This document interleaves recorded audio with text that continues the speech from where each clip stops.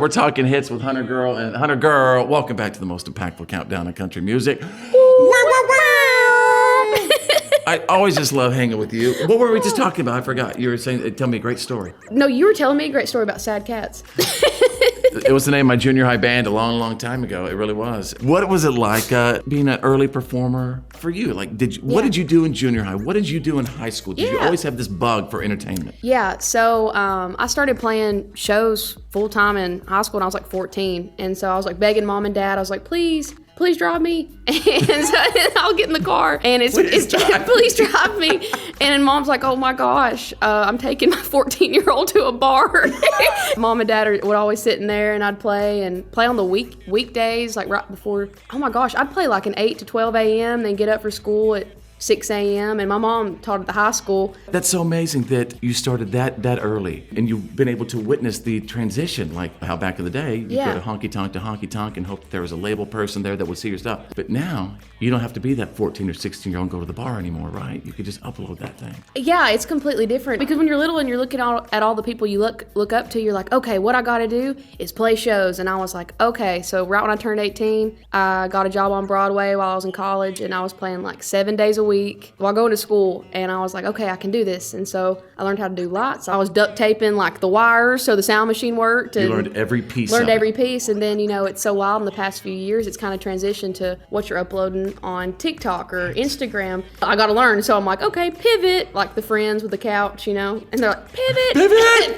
I am dingy on social media. Like, I think I've always just been like 100% myself. I've always been goofy and had no filter, and so I think whenever you're your honest self on social media, I think somebody somewhere is watching that in their bedroom, and maybe it's like a little girl and she's like, oh my gosh, like if she's talking about this, like I'm feeling the same way. And I think social media in that way, it's like you can reach so many people at once. You absolutely and can. help somebody just through a phone screen, and that's so wild. That just reminds me of your song Hometown Out of Me, because I love the fact that you just said you're reaching those little girls who might not think that they could ever accomplish something like that. And like you, I'm from an itty bitty town in Texas, Bowie, Texas, 3,000 people. And CT40, hopefully within the next year, we're doing something called CT40 Small Towns, Big Songs. Oh, that's cool. Just imagine someone like you going to some of these small high schools in the smallest towns in the country. We video it, make it huge on social media, but it is a complete feel-good. And I see you as being one of the only people that could do that for us. And I'm not asking you to commit, but by God, you'd be great. I feel the connection feel too. It. Yes, you get it. When I see kids from my little hometown, they really think that there's nothing beyond that little hometown. And you're proof there is, especially by showing up and performing in their gym. Can you imagine? Yeah, like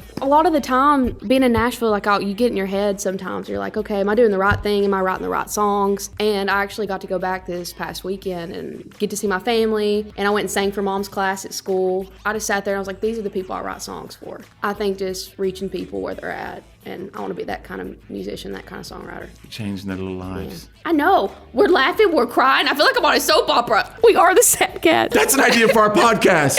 The Sad Cats. We should. Meow, meow, meow, meow.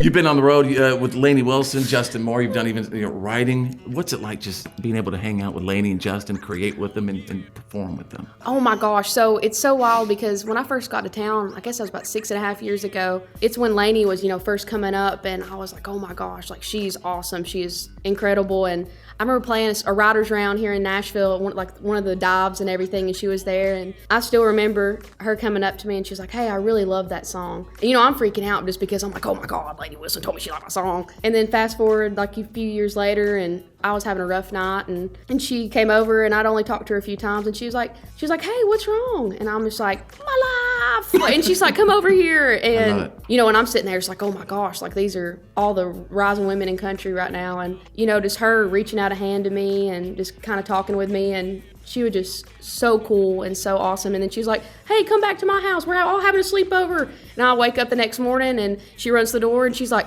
I'm making pancakes. And I was like, this is the craziest day of my life. What do you want me to play right now? I have a new single called Lonely Out of You. There's my jingle. The first line of the song is like, you don't talk about your feelings. That don't mean they don't hold no weight. I think it's just being honest with somebody and loving somebody where they're at. Dating now is just crazy. And like I look back at my grandparents, they've been married like over 60 years. and they just love each other. They're best friends. They didn't need no Tinder or Bumble. It's wild. And my man got married at 14, and I can't get a text back at 24.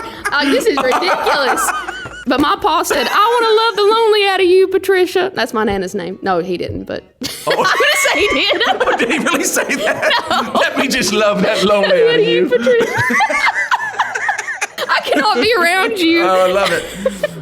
Thank you for what you always provide for me, Hunter girl. Thank you. I love you. I love you. I really love you. I know. I feel like we're Come family. here. We are family. Do I get another sweatshirt? Yes. Yeah. I'm so excited. We're talking hits with Hunter Girl on CT40.